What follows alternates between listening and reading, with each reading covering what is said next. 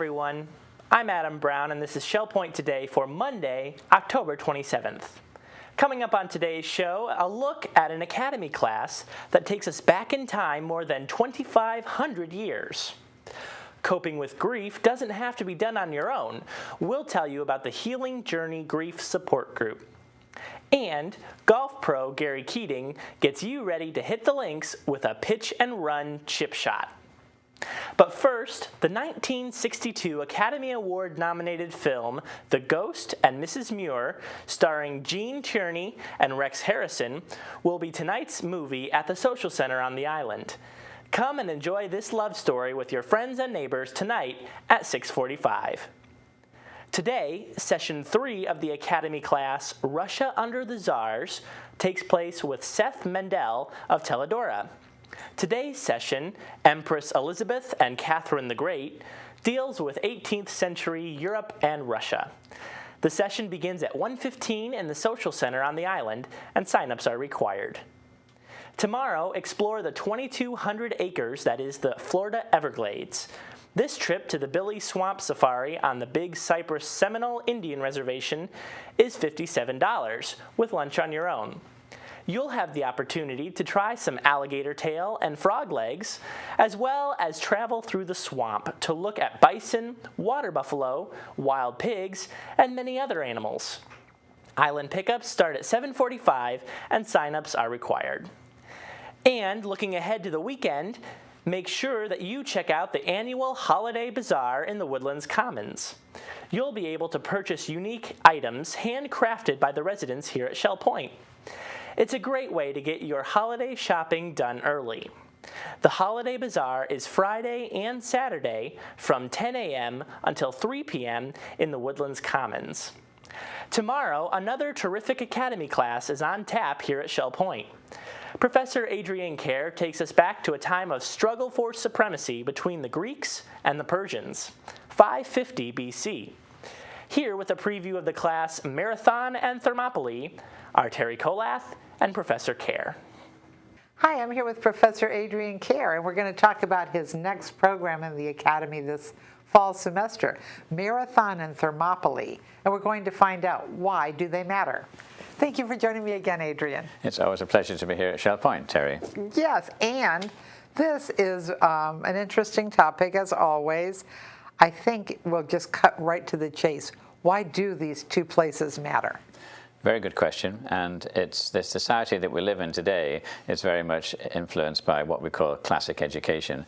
Many of us grew up learning Greek or Latin, less so these days, but our knowledge of the world, the Mediterranean, has come through our interest in the classics, which is fundamentally the Greeks and the Romans. So how did they arrive? How did they establish themselves? Why are they so important? Well, it could have been a different story, and that's why this is such an important subject. If you cast your mind back to 500 BC or thereabouts, the Middle East was dominated by the enormous, well-run, efficient, and very, very powerful empire set up by Cyrus and Darius and Xerxes, which we call the Old Persian Empire. And so they came into contact on today we call it Turkey, but the west coast of Turkey was dominated by what we call Greek city-states. They were people who spoke Greek, traded with other Greek states throughout the Mediterranean, and had their allegiance to cities in the mainland, for instance Athens or Sparta or Corinth or Delphi. But they were independent, and they had their own leaders or tyrants or kings, and they resented the fact that the Persians had enveloped them and forced them to pay taxes, and were trying to combat the Greek culture and the Greek influence. So you find yourselves with these city-states on the coast of Turkey being run effectively by this foreign Persian empire, and they resent it. So Athens, always looking for trouble, supported the revolt, and the city-states then proceeded to burn Salamis, which was the capital of the western part of Iran, or Persia. And so this started the war between Persia and the Greeks. And we know two very, very famous battles. The first one was Marathon, which was they held off the Persian fleet and brought the good news to Athens that they'd beaten the Persians. The Persians came back with a bigger army by land and by sea, and Xerxes then was heading towards Athens, and the Spartans, the 300 Spartans, held off the army for just a few days against numbers, 100 times the number of people he had, and he eventually, Leonidas the king, died, and the Spartans were destroyed, and Xerxes marched on. The Athenians exited, and Athens was burnt to the ground by Xerxes.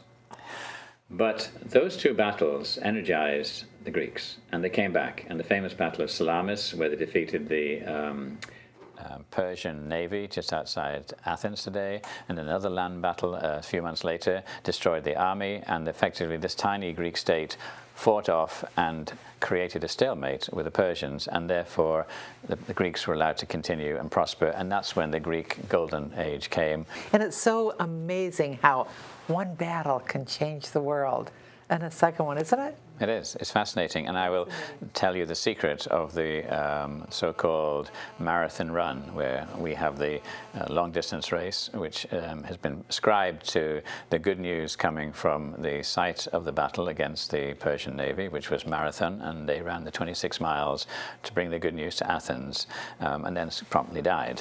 Well, in fact, that isn't how it happened, and I will share with you what really happened. All right, so only those who attend Marathon and Thermopylae tomorrow morning in the Grand Cypress Room at 10 o'clock with Professor Adrian Kerr will learn the answer to the secret. Thank you both. Now, learning to deal with grief can be an arduous process, but here at Shell Point, we can help make that process just a little bit easier. The Healing Journey Grief Support Group examines the physical, emotional, mental, and spiritual effects of grief and helps get you back on the right track in your life quest. Here with more now are Mary Franklin and Dotty Morrison. I'm Mary Franklin, here today with resident Dotty Morrison to talk about the Healing Journey Grief Support Group. This is a wonderful group offered to all residents here at Shell Point. Dotty, thank you for being here today. Thanks for having me. Well, you started this group about 6 years ago, right? I remember you coming and saying that you had done a similar group in your hometown in Texas, right? And you wanted to bring it here to Shell Point. Tell us a little bit about Healing Journey and how you've developed it to where it is today.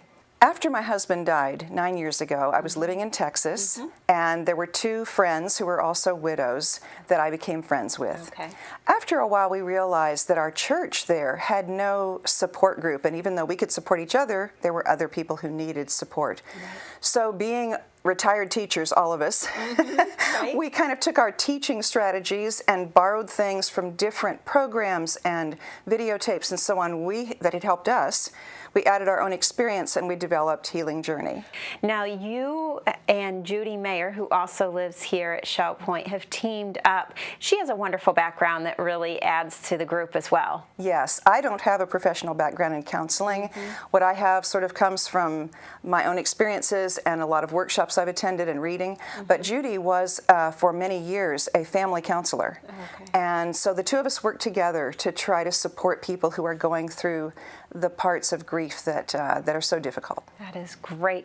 One of the things I think that it's important for everyone to understand that when you think of grief and needing support, you often think it's because you have lost a spouse or someone very close to you. But grief can also affect you if you've lost a close friend. Of course. Yes. Here at Shell Point, where we live close to neighbors, and a lot of times people will get in the habit of doing things every day or calling someone every day that's a friend. Right. If that friend is gone, there's a hole just as big as if it had been a spouse. Right. We also have people here who unfortunately lose children. Correct. And the children aren't here, but the loss is so deep. Those people come to Healing Journey. Okay. We have people that come, any deep loss, maybe even a sibling can be as close as a spouse. Right. So we are open to have people come no matter what their loss is, and we want to support them in that. Okay. One of the things that I also enjoy is that you teach them it's okay to hurt. Part of what we look at is how were you taught growing up to handle losses? For many people, they were taught to stiff upper lip, don't cry, go on. Be stoic. Some people were taught, if you have faith, you shouldn't feel bad. And so we examine all those things that might have an impact on someone. In addition to that, there is a lot of information that I have learned and that Judy has learned over time that helps you understand what you're going through. Every person's grief journey is different, and every personality, every person's background, all that has an impact on how you experience grief. There are ways in which if you examine the information that's out there and you have information about it, then when something happens, it's not such a big surprise. Right. So part of what we do for people, especially those in the early stages of grief, is prepare them. These things might happen to you. You might have these feelings that seem awfully strange, but they're part of the normal progress. Now, your group is unique to the support groups here at Shell Point because you have a beginning and you have an end. It's a 7-part program, correct? Right. Yes. And you don't just focus on the grief. You hit a lot of the dimensions of wellness too, correct? Because it all starts coming together and you just can't focus on one part. You really focus on the mind, body, and spirit. We do. The first lesson, I give them a list of about 30 things you can do for fun here at Shell Point, and their homework is to go home and do something fun. Right. Our physical bodies are affected by grief. Our social interactions are affected by grief. All of the parts of our body and being are affected by grief, and as long as you understand they're connected, then you can work on them together. And our challenge is to, as we examine the process of grief, to grow. That's why we use the term journey. This is a journey. Now, we have 7 lessons. That doesn't mean people walk out of my class and never have grief experiences again, or that their journey's done, but they're prepared for the journey. They know what's coming. Right. And is there a timeline? And have you had to have lost a loved one in a certain amount of time to sign up for your group, or could it be someone you lost, some time ago, but you're still, you find it affecting your everyday life? There are some people who had a loss a long time ago, and it was never grieved. And then something happens. For example, maybe someone lost a child years ago. They were so busy with other children, with their duties, that they never grieved that. And then they had maybe a dog, and then the dog died, and all of a sudden they're grieving, and they have no idea why that grief is so deep. It may be that there are grief experiences from the past that are coming back to the front. So no, there's no time limit. And we also talk one-on-one to people, and if someone isn't sure if this is good for them, they should come. I want to say a word to the men particularly. We had a man come a couple years ago, and he said, this is really something that my wife would have done, come to a support group, but I'll come and try it, Every week that he came, he said the same thing. This really isn't my thing. He came all 7 weeks. So what we look at is some people know about the people who cry a lot and who all they can think about is the pain, the emotional pain. Those are the intuitive grievers. Then there are other people. This is more like what I was like. Instrumental grievers, people who want to take action, people want to fix it, people have the why questions. Those can often be men, and sometimes those men don't realize that those things are also part of the grief experience. We validate that in our classes, and we help them grow in that experience.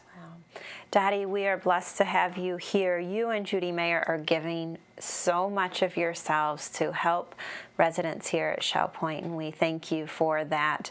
And you can find out more information on the Healing Journey Grief Support by turning to your Shell Point Life and look at the support group page. There it is listed, and it will talk about time, date, and place, and when a next session is going to be starting. And also, Dotty and Judy's phone numbers are always in there. If you just want to give them a call to have one-on-one information, you can do that as well. I'm Mary Franklin here today with Dotty Morrison. Have a wonderful day. The 11th annual Shell Point Charity Golf Tournament is less than 3 weeks away, and you'll want to be prepared to do your best out on the course. So, here with a tip on a pitch and run chip shot is golf course manager Gary Keating. My name's Gary Keating, and welcome to Shell Point Golf. We're going to hit some pitch and runs today. The club I've selected today is a 52-degree sandwich. We want the golf ball to actually hit the green and roll out.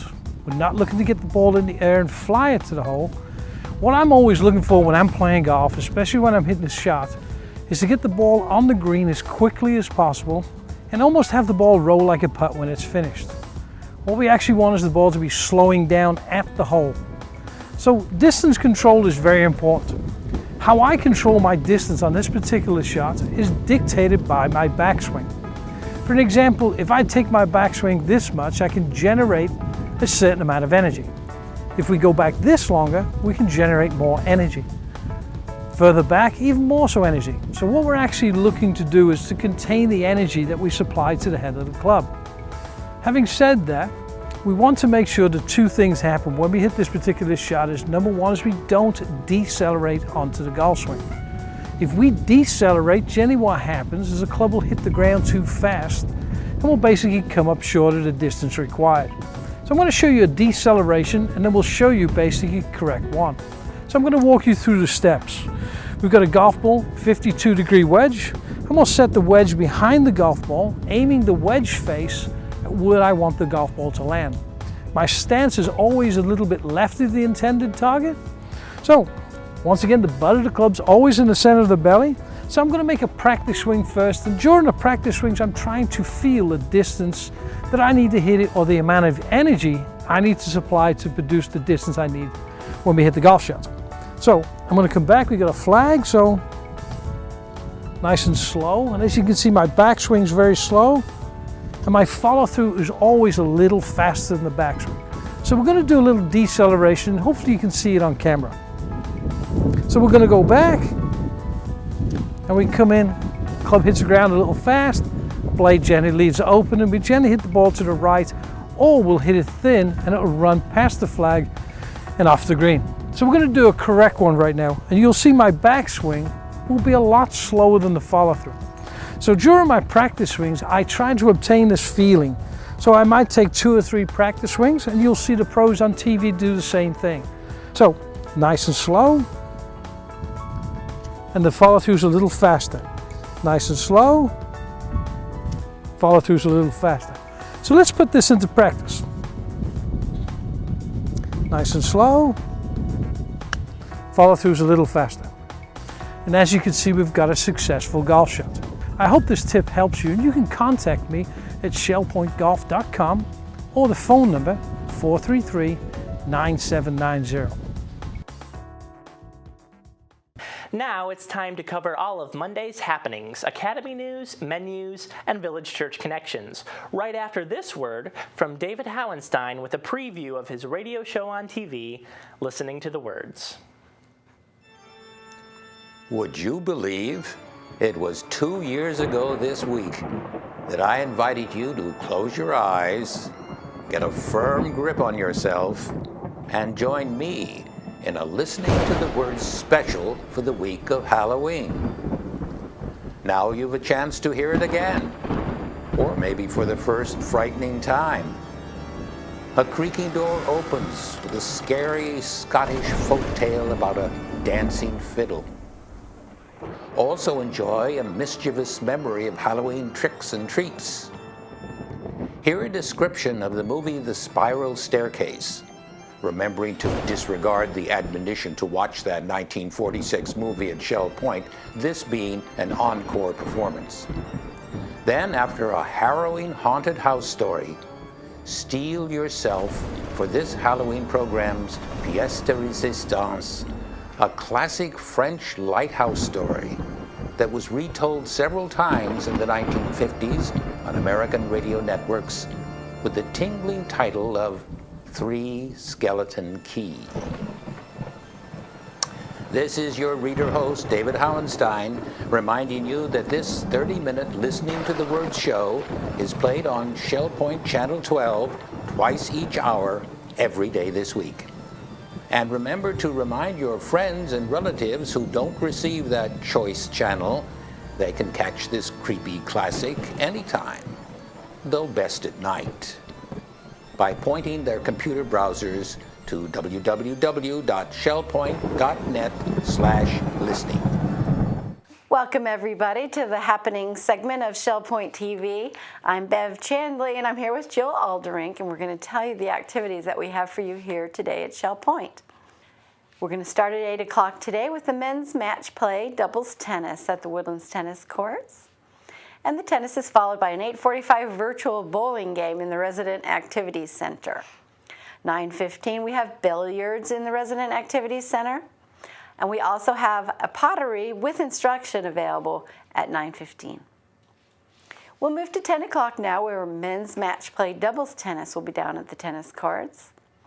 Our Suzy Q boat goes out at 10 o'clock to Woody's Waterfront Restaurant for lunch.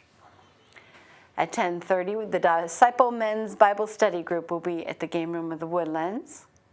And the Tarpon Room will be alive with table tennis. It'll be a clinic and everything at 10:45. Call 489-3633 if you want to participate.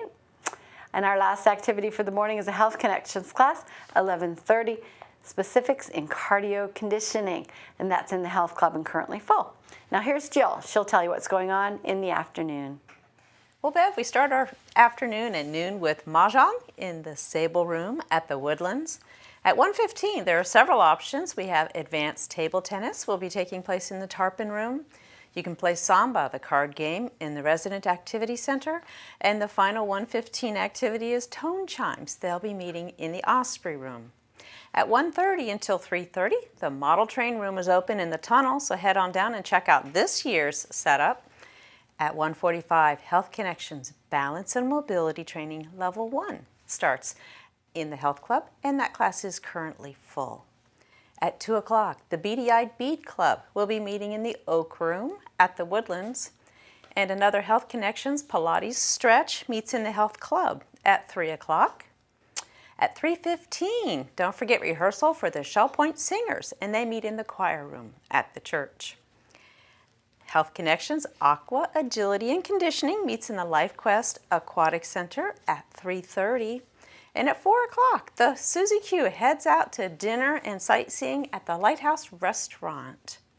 6 o'clock, we have Health Connections Beginners Square Dancing. They meet in the Health Club, and that class is currently full. Duplicate Bridge meets in the game room at 6:30. And at 6:45, Movie Night. The Ghost and Mrs. Muir 1947 film is this week's selection. At 7:30, our final evening activity is Health Connections Square Dancing Instruction. That class is currently full, and they do meet in the Health Club on the island. Well, that concludes our events and activities for Monday. Have a great day. Hi, I'm Terry Kolef with your Academy information for Monday. At 9 o'clock, we have our AARP Smart Driver course for the semester taking place in the Grand Cypress Room of the Woodlands. Please sign up at either service desk. At 10:30, our Appreciating Words class continues in the Oak Room of the Woodlands, and they welcome everyone who is interested in the English language. At 1:15, Windows 8 will continue in the Computer Teaching Center on the island. At 1:15, we have Russia Under the Czars continuing in the Social Center on the island for those who have signed up. I'd like to tell you about our new classes coming tomorrow. We have our third Academy on the Go educational field trip, and this time we're off to Billy Swamp Safari. We have Writing Your Memoirs on the Personal Computer with two Lakewood ladies, Marty Gibson and Lucille Peterson. Professor Adrian Kerr returns, and this time his topic is Marathon and Thermopylae. We also start math for those who never liked math with Dick Brown of Parkwood.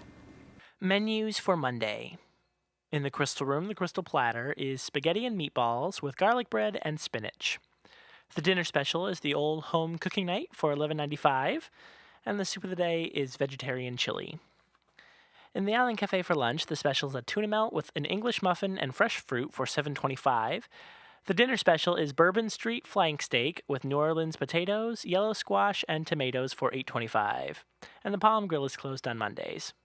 All menus are available 24 hours a day at www.shellpoint.net. We want to warmly welcome you today to the Village Church Connections. I'm Dee Horne from Harbor Court, and with me is Pam Blough from Cameo and Al Chatfield from Sundial. Everyone loves a story. Did you know Jesus himself told stories, parables. Do you know that 60% of the people today learn by oral communication? That means they learn by telling stories and hearing stories. Well, that is what the Alliance National Project is all about. Pam, can you tell us what the Alliance is doing this year? Yes, the theme of the project this year is Tell Me a Story. And we here at the Village Church, along with all the other Alliance churches around the country, will be helping to fund the training of global workers so that they will be able to tell the story to other people. And then once they have been trained, they in turn tell other people, and the stories go on and on like that. So we're funding this. So Al, that means that there will be an offering that night? Absolutely. Our goal is to raise $3,330, which is 1% of the national goal. The funds will go to coach and train leaders who will then train others to tell the story. It will also cover production costs and technical costs. The first workers will go to Africa to tell the story. That's where it's part of their culture. So our program that night will be to demonstrate how Tell Me a Story will work. Now I'm going to be telling the Bible story from creation to the church. That is the entire Old and New Testament. Now you have to know I'm going to do it in 8 minutes. Wow. So I know everybody's going to want to come and see if I can really tell that story in 8 minutes. Pam, what is your part going to be? I'll be telling the story of Abraham. And of course here at Shell Point, our native or heart language is English, so I'll be doing it in English. But that's part of the funding that will be taking place. The fact that they have to translate all these stories into the languages of the countries where they'll be sharing the stories. I'll be telling the story to a group of 8 people, and Al here will be in my group. And when I finish telling the story, he then will get up and retell the same story that he heard from me. I'm going to try to remember everything that Pam said. It should be interesting to see if I can. It will be interesting. Well, a great committee has planned an exceptional evening that night. The 3 of us you'll see along with your friends and neighbors. So I hope you'll come and join us. And that's November 2nd at 6:15 p.m. at the Village Church. We look forward to seeing you the first Sunday night in November. We thank you for watching Village Church Connections. That about does it for today's show. Tune in tomorrow for the latest on Shell Point's patient portal. Dora Robbins will be along to talk safety, and an exclusive behind-the-scenes tour of the new Shell Point photo studio and gallery on the island. Until then, this is Shell Point Today for Monday, October 27th. I'm Adam Brown, and for all of us here at Shell Point TV, we hope you have a great day, and we'll see you back here tomorrow.